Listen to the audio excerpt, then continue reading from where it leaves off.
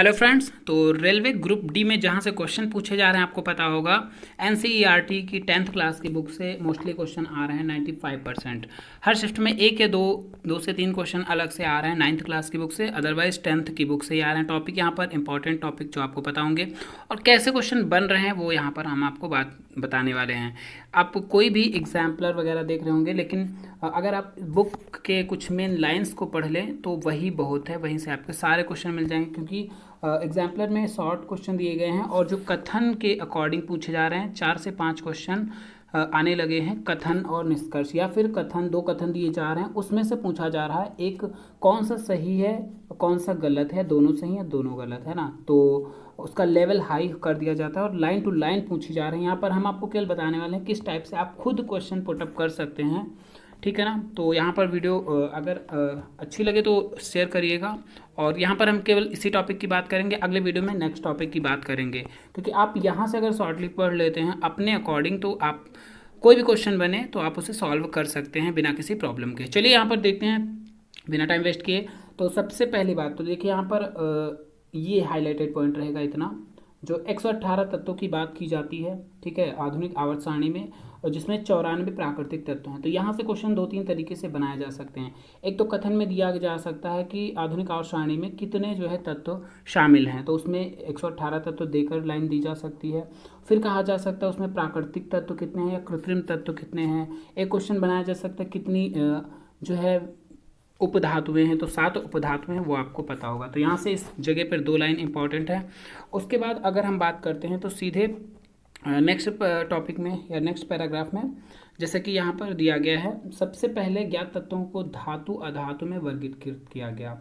मतलब कि जो सबसे पहले, ये कथन के सीधे क्वेश्चन यहाँ पर बन सकते हैं। कैसे कैसे बन रहे हैं वो भी हम आपको यहाँ पर बताने वाले हैं।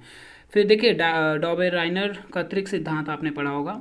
तो यहाँ से क्वेश्चन डायरेक्टली पूछे जा रहे हैं इजी लेवल में भी, और थोड़ा सा अगर घुमाया जा रहा है तो इसे यहाँ से पूछा जा सकता है। 1817 में जर्मन रसायन वुल्फगांग डार्विन ने समान गुणधर्मों वाले तत्वों को समूह में व्यवस्थित करने का प्रयास किया। तो ऐसे कथन में आपको पूछा जा सकता है। तो ये कथन आपका इंपॉर्टेंट है। यहाँ पर ईयर चेंज किया जा सकता है तो वो क्वेश्चन कथन गलत हो जाएगा। चलिए नेक्स्ट पेज पे अगर हम बात करते हैं तो यहाँ पर इनका त्रिक क्या कहता है, कौन कौन से तत्व उसमें शामिल थे, ये आपको पता होना चाहिए। पहली बात तो आरोही क्रम की बात करी गई है और उसको परमाणु द्रव्यमान में रखा गया है, ये चीज़ देखना है। और लिथियम सोडियम पोटेशियम इनका पहला त्रिक है।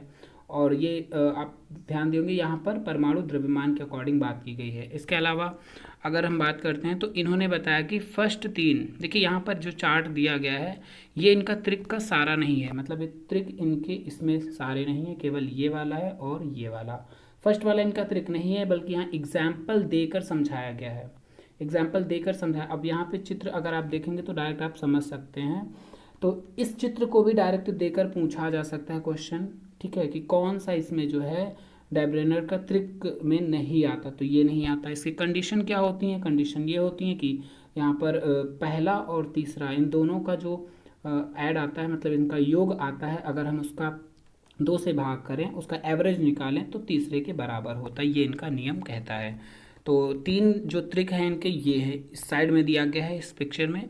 तो ये आप जरूर याद रखिएगा। यहाँ से एक क्वेश्चन अष्टक वाले से या फिर यहाँ से एक क्वेश्चन पूछा जा रहा है, न्यूलैंड का अष्टक या फिर इनका त्रिक सिद्धांत, ठीक है। यहाँ पर जो ये ऐसे चार्ट दिए होते हैं बीच बीच में, ये काफ़ी इंपॉर्टेंट होते हैं, ठीक है। जैसे यहाँ पर इनका जन्म की बात करें, है ना, तो जर्मनी के शहर से संबंधित हैं, या ये लाइन पूछी जा सकती है आपके। और सबसे पहले अगर बात करें ये लाइन, सबसे पहले प्लेटिनम को उत्प्रेरक के रूप में पहचाना, तो ये लाइन डायरेक्ट पूछी जा सकती है। किस जो है किस धातु को या अधातु, मतलब जो भी है यहाँ पर प्लेटिनम के बारे में इसको उत्प्रेरक के रूप में सबसे पहले किसे इन्होंने पहचाना। तो यहाँ पर प्लेटिनम करेक्ट विकल्प हो जाएगा, ठीक है। इसके अलावा अगर हम बात करते हैं तो न्यूलैंड का अष्टक का सिद्धांत, यहाँ पर कुछ इंपॉर्टेंट लाइन की बात करते हैं अगर हम, तो 1866 यहाँ पर अब न्यूलैंड के बारे में बात करेंगे। 1866 अंग्रेज वैज्ञानिक थे। तो ऐसे क्वेश्चन पूछे जाने की प्रबल संभावना है, क्योंकि बहुत सारे क्वेश्चन ऐसे, जैसे पीएच मान से क्या पूछा गया, पी का मतलब पूछा गया, मतलब पी किस भाषा का शब्द है, जर्मन भाषा का शब्द है, और उसको लिख कर दिया गया कथन में, ठीक है। तो ऐसे ऐसे क्वेश्चन बन रहे हैं। यहाँ पर 56 तत्व थे जब इन्होंने आरंभ किया, ये बताया जा सकता है, पूछा जा सकता है, पूछा भी गया है, ठीक है ना। थोरियम पर समाप्त किया था, हाइड्रोजन से प्रारंभ किया था, और 56 तत्व थे। तो यहाँ पर पूछा जाएगा न्यूलैंड के अष्टक में कितने तत्व थे, है ना, या फिर कौन सा प्रथम कौन सा अंतिम। ऐसे क्वेश्चन बीच बीच से उठाए जा रहे हैं, इसमें कोई दिक्कत नहीं, ये आप खुद पढ़ेंगे तो खुद इसको हाईलाइट कर सकते हैं, ठीक है। चलिए नेक्स्ट इनका यहाँ पर एक क्वेश्चन पूछा गया है। देखिए सबसे ऊपर की बात करें तो यहाँ पर इस जगह पर आपको थोड़ा सा हाईलाइट करना होगा, कौन सा 8वां है ना, कौन सा। और एक चीज़ यहाँ पर क्वेश्चन पूछा गया है, न्यूलैंड का अष्टक जो है इन्होंने किससे इसकी कंपैरिजन की है। तो यहाँ पर साफ साफ आपको दिख रहा है संगीत के सुर। देखिए अगर आप कहीं और वीडियोस वगैरह देखते हैं तो उसमें टाइम काफ़ी ज़्यादा जाता है, तो इस बुक को आप कम टाइम में जो है ज़्यादा से ज़्यादा इससे देख सकते हैं। और इस टॉपिक से 2 से 3 क्वेश्चन 100% देखने को मिल रहे हैं। सारे गामा पाधानी, इसमें 7 सुरों से इन्होंने तुलना की है। और कहाँ तक ये सही बना था वो क्वेश्चन यहाँ पर बनता है कि कैल्शियम पूछा गया है, किस तत्व का इनका अष्टक का सिद्धांत जो है रहा या फिर उसके आगे नहीं बन पाया, तो कैल्शियम तक बन गया है। यहाँ पर ये पूछा जा सकता है कौन से 2 तत्व ऐसे हैं जो जिसको एक ही जगह पर इन्होंने रखा है। तो ये याद रखिएगा, कोबाल्ट निकल है ना, और ये नीचे वाला दिया गया है।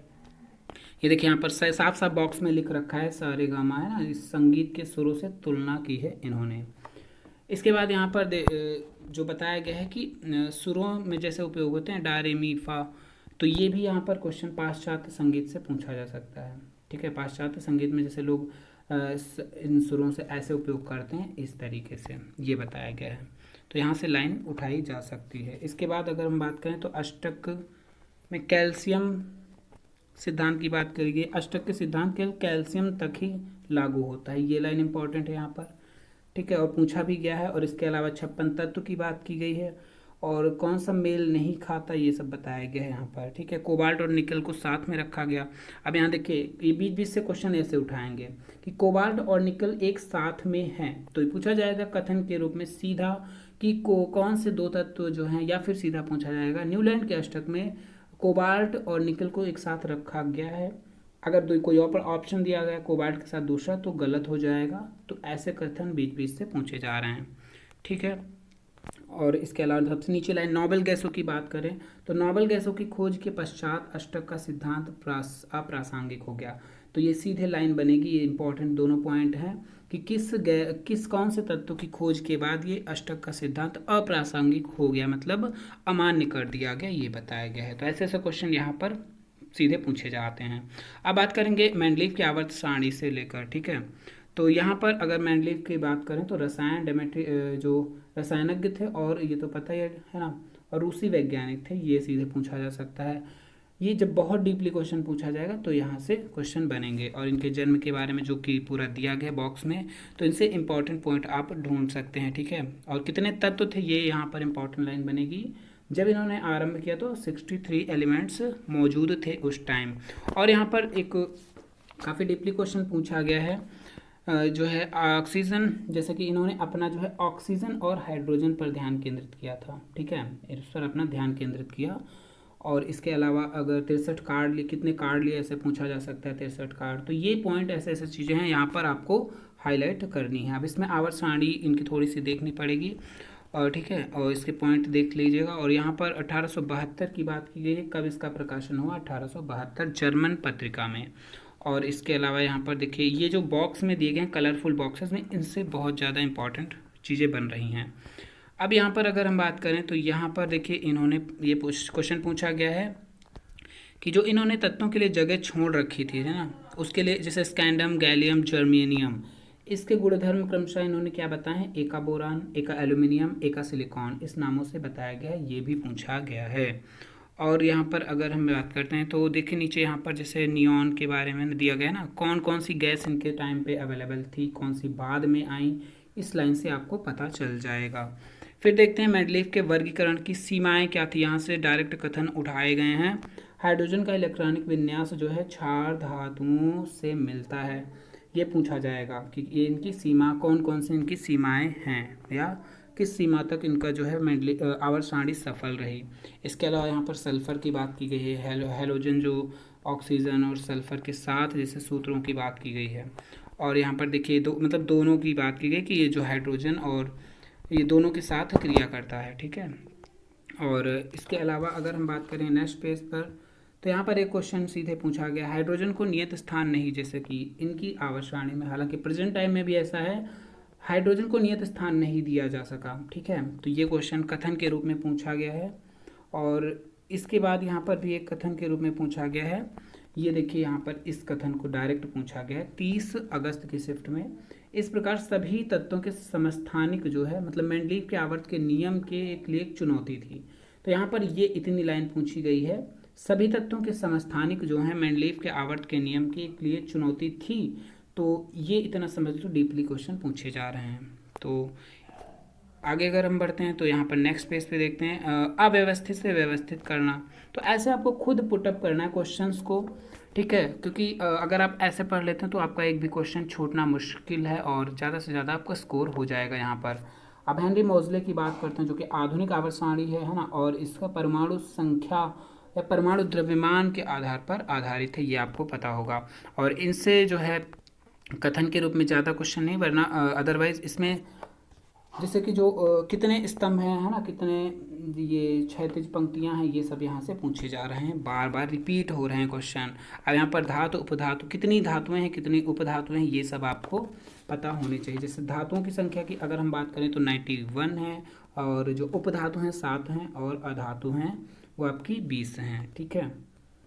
तो यहाँ पर आपको दिख रही हैं, जैसे ये आपकी इधर आपकी धातुएं सारी हैं, ये लाइन आपको पिंक वाली दिख रही है, ये उपधातुएं हैं, इसके अलावा इधर अधातुएं हैं, ठीक है। और आवर्त सारणी इससे तो क्वेश्चन बन ही रहा है। इलेक्ट्रॉनिक विन्यास से क्वेश्चन पूछे जा रहे हैं, ठीक है, कि कौन से तत्व का इलेक्ट्रॉनिक विन्यास, कि बाह्यतम सेल में कितने या बाह्यतम कोश में कितने इलेक्ट्रॉन है, ये पूछा जा रहा है। और उसका 4 ऑप्शन, जैसे मान लीजिए कार्बन का पूछा गया तो बाह्यतम सेल में 4। अब इसके अलावा ये दिया जा रहा है, जैसे KLMN ये होती है ना सेल, तो इसमें ये भी ऑप्शन में लिख के दे रहा है। मान लीजिए सेम ऑप्शन दे दिया गया, 4 दे दिया गया, K भी लिखा है, ये L भी लिखा है, M भी लिखा है, तो उसमें से आपको पहचानना, ऐसे क्वेश्चन पूछे गए हैं। अब यहाँ पर देखिए ये जो इस जगह पे बात की गई है, तो ये जहाँ पर भी आपको एलिमेंट्स दिख रहे हैं ना, उन सब चीज़ों से इंपॉर्टेंट लाइनें बन रही निकल के कथन के रूप में 4-5 क्वेश्चन पूछने लगा है कथन के रूप में।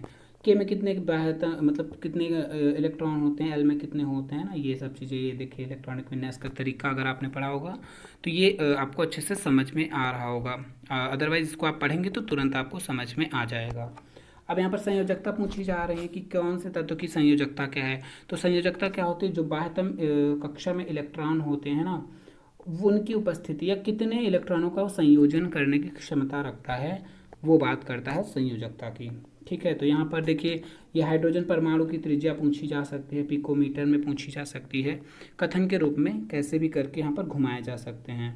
फिर नेक्स्ट की बात करते हैं, यहाँ पर बाईं से दाईं ओर जाने में, दाईं से बाईं ओर जाने में, है ना, मतलब इन सब चीज़ों से तो क्वेश्चन बन ही रहे हैं कि परमाणु त्रिज्या घटती है बढ़ती है। तो ये एक ऐसी चीज़ें हैं, इनको थोड़ा सा अच्छे से समझना पड़ेगा, इनकी थ्योरी आप पढ़ के डायरेक्ट नहीं समझ सकते, ठीक है। तो उसके लिए अलग से आपको वीडियो देखनी पड़ेगी टाइम निकाल कर, ठीक है, क्योंकि ये कुछ चीज़ें हैं, कंसेप्ट क्लियर होना चाहिए, तो आप इसको एक बार भूलेंगे नहीं, ठीक है। तो नेक्स्ट बात करेंगे यहाँ पर हम बोरान, सिलिकॉन, ये जो दिया गया क्रियाकलाप से यहाँ पर भी कुछ चीज़ें आपको सीखने को मिलती हैं। हालांकि अगर टाइम ज़्यादा है तो इनको पर आप ध्यान दीजिए, अदरवाइज़ इनको छोड़ दीजिए, ठीक है। तो यहाँ पर देखिए बोरान, सिलिकॉन, जर्मेनियम, ये लाइन यहाँ पर दी गई है। और ये टेढ़ी मेढ़ी की बात करते हैं तो इसको भी शिफ्ट में पूछा जा सकता है, ठीक है, कौन कौन से इसमें आते हैं, या कौन से उपधातु है, कौन सी नहीं है, ऐसे ऐसे क्वेश्चन यहाँ पर बनने की प्रबल संभावना है। फिर यहाँ पर नीचे लाइन में देखते हैं, नीचे की ओर संयोजकता इलेक्ट्रॉन पर क्रिया आने वाले प्रभावी नाभिकीय आवेश घटता है। मतलब कि नाभिकीय आवेश जो है ऊपर से नीचे जाने पर क्या फ़र्क पड़ता है, दाएं से बाएं जाने पर, बाएं से दाएं, है ना, ऐसे ऐसे चीज़ें पूछी जा रही हैं, तो वो आपको उसका कंसेप्ट क्लियर होना चाहिए। यहाँ पर केवल जो लिखी हुई चीज़ें वो हम बता रहे हैं। और ये जो सबसे ऊपर लाइन दी गई है यहाँ पर, अभिलक्षण आवर्त में घटता है, तो वही चीज़ घटने बढ़ने, ये यहाँ से भी 1-2 क्वेश्चन हर शिफ्ट में आ रहे हैं, इलेक्ट्रॉनिक विन्यास से आ रहे हैं। और ये जो सबसे लास्ट में क्वेश्चन दिए गए हैं ये काफ़ी इंपॉर्टेंट है, क्योंकि यहाँ से क्वेश्चन भी पूछे जा रहे हैं, चाहे वो एग्जाम्पलर हो या फिर ये जो आपने क्या सीखा, यहाँ पर पूरे जो है इसका सार दिया होता है। तो यही भी पॉइंट्स आपके लिए काफ़ी इंपॉर्टेंट होते हैं। और ये जो ऑब्जेक्टिव टाइप के क्वेश्चन है यहाँ से भी क्वेश्चन पूछ रहे हैं, और ऑप्शन चेंज कर दिया जा रहा है, ये नंबर इसे न्यूमेरिकल वे से तो नंबर बदल दिए जा रहे हैं, ये सब चीज़ें की जा रही हैं। चलिए मिलेंगे नेक्स्ट वीडियो में नेक्स्ट टॉपिक को लेकर। कमेंट बॉक्स में ज़रूर बताना कैसा रहा वीडियो। मिलेंगे नेक्स्ट वीडियो में, धन्यवाद।